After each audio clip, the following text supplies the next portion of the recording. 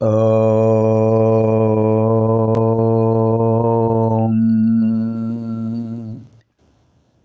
శ్రీ గురుభ్యో నమః.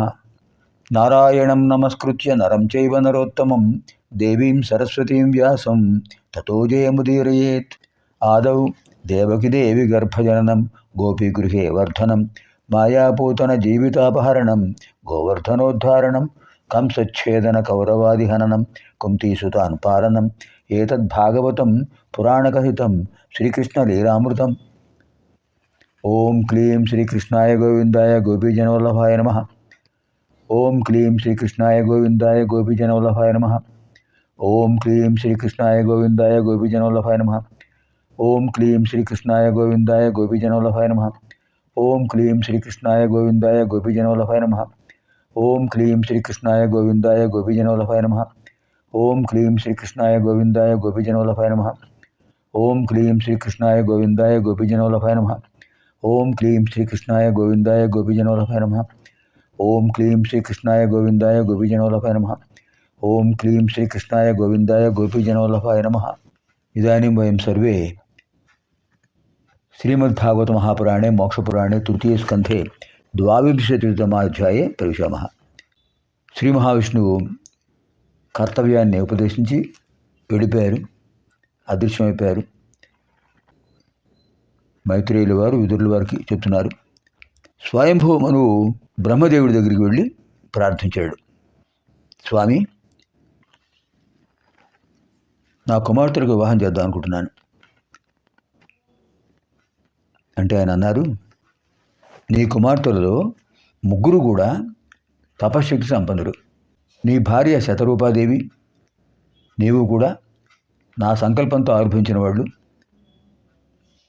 అందుచేత మీకు జన్మించిన వాళ్ళు ముగ్గురు కుమార్తెలు కూడా మీ యొక్క తేజస్సు కలిగిన వాళ్ళే. ముగ్గురిని కూడా ముగ్గురు ప్రజాపతికి ఇచ్చి వివాహం చేయి.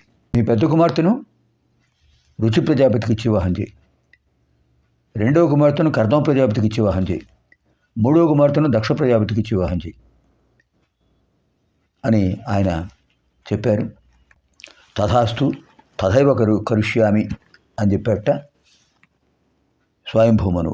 ఆయన తన కుమార్తెను తీసుకుని సరస్వతీ నదీ తీరంలో ఉన్నటువంటి కర్దమ ప్రజాపతి యొక్క ఆశ్రమానికి వచ్చాడు. అది ఒక సంప్రదాయం. ఒక గృహస్థుడు తన కుమార్తెకు తగిన వరుణ్ణి వెతకాలి అని అనుకుంటే ఆ రోజుల్లో భార్యా సహితుడై వెళ్ళేవట. తన కుమార్తెకు తగిన వరుడు ఎక్కడ ఉన్నాడు వెతుకుతూ వెళ్ళేవట. అలా లభించిన తర్వాత ఆయనకు తల్లిదండ్రి ఉంటే వాళ్ళని అడిగేవారు ముందు అనుమతి. ఆ రోజుల్లో ఋషులు స్వయంగా ఆవిర్భించిన వాళ్ళే చాలామంది బ్రహ్మ సంకల్పంతో, అంటే వాళ్ళనే అడిగేవారు. వాళ్ళు తథాస్తు తథైవ అని అంటే అప్పుడు వివాహానికి ఉపక్రమించేవాడు. విశేషం ఏంటంటే స్వయంభూ మనువు తను రచించిన ధర్మశాస్త్రంలో, మనుధర్మశాస్త్రంలో అష్టవిధ వివాహాల గురించి చెప్పారు. బ్రాహ్మము, దైవము, ఆర్షము, ప్రజాపత్యము, ఆసురము, గాంధర్వము, రాక్షసము, పైశాచము, అష్టవిధ వివాహాలు. ఇందులో బ్రాహ్మ వివాహం శ్రేష్టమైనది. బ్రాహ్మ వివాహంలో వధువు యొక్క తల్లిదండ్రులు, వరుడు యొక్క తల్లిదండ్రులు పురోహితుడిని ఆహ్వానించి ఆ పురోహితుడి సమక్షంలో వేదమంత్రాలతో కార్యక్రమం నిర్వహిస్తారు. విష్ణు రూపాయ వరాయ శ్రీమతే మమ కన్యాం దాస్యామి అని సంకల్పం చెప్పేవాట. అహం కన్యాదానం కరిష్యే, నేను కన్యాదానం చేస్తున్నాను విష్ణురూపుడైనటువంటి వరుడికి అని కన్యాదానం చేసేవాడు ఆ గృహస్థుడు.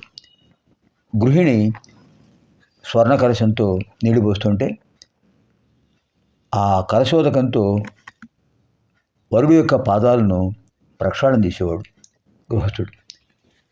చేసిన తర్వాత సమంత్రకంగా అహం మమ సుతాం తవ అర్ధాంగి రూపేణ దాస్యామి కృపయా స్వీకురు అని చెప్పేవాడు. నేను నా కుమార్తెను మీకు అర్ధాంగిగా సమర్పిస్తున్నాను, మీరు భార్యగా స్వీకరించండి అని కన్యాదానం చేసేవాడు ధారాపాతంతో, అంటే భార్య శతరూపాదేవి అలా పోస్తుంటే ఈయన కూడా ఆ పాదాలు గడిగి ఆయన చేతుల్లో పూర్ణఫలం పెడతారు. అంటే వధువు ఏం చేస్తుంది, మన ఆ వివాహ కార్యక్రమం ఎప్పటికీ అలాగే జరుగుతుంది.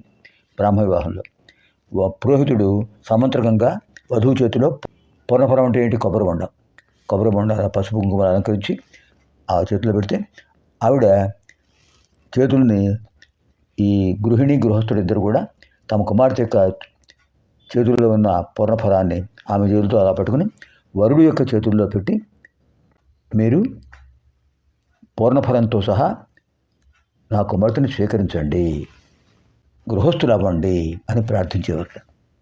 అగ్నిసాక్షిగా జరిగే వివాహం అది. హోమం చేస్తారు, దేవతలకు ఆహుతులిస్తారు. తర్వాత వధూవరులు అగ్నిసాక్షిగా మేము దంపతులమయ్యాము అని సప్తపదిని స్వీకరిస్తారు. సప్తపది నియమం 7 అడుగులు కలిసి వేస్తారు ఇద్దరు. సప్తపది సతాం సాప్తపదీనం సఖ్యం అంటారు. సజ్జనులకు, మంచి గుణాలు కలిగిన వాళ్ళకు, సజ్జనులకు కలిసి 7 అడుగులు నడిస్తే వాళ్ళకు అద్భుత సఖ్యం ఏర్పడుతుంటాయి. అలా భార్య దైవకృత సఖ, భర్త దైవకృత సఖ, అటువంటి నియమం. ఈయన కర్దమ ప్రజాపతి దగ్గరికి వచ్చారు. శతరూపాదేవి స్వయంభూమనువు దేవహూతిని కుమార్తెను తీసుకుని కర్దమ ప్రజాపతి దగ్గరికి వచ్చి, స్వామి, బ్రహ్మ యొక్క ఆదేశంతో నేను మీ దగ్గరికి వచ్చాను. మీరు తపశక్తి సంపన్నుడు. మీ ఆశ్రమం చూస్తుంటే నాకు తెలుస్తోంది, అద్భుతంగా ఉంది ఆశ్రమం.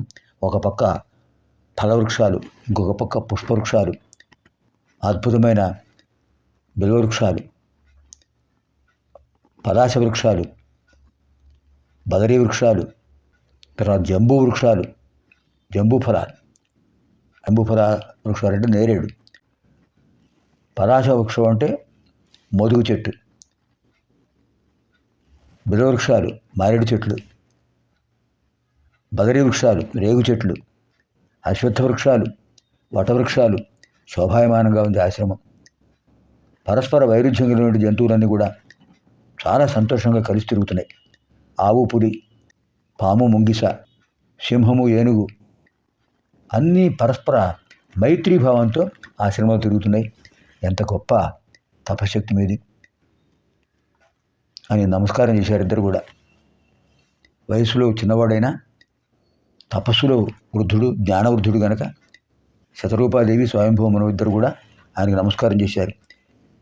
అప్పుడు అన్నారు ఈయన, నాయన మహారాజా, చాలా సంతోషం మీరు ఇచ్చారు. బ్రహ్మ యొక్క సంకల్పంతో మొట్టమొదటి క్షత్రియ పాలకుడుగా, మీరు రాజ్య పరిపాలకుడుగా, మొదటి రాజుగా మీరు ఆవిర్భవించారు. చాలా సంతోషం. నా విష్ణు పృథివీపతి,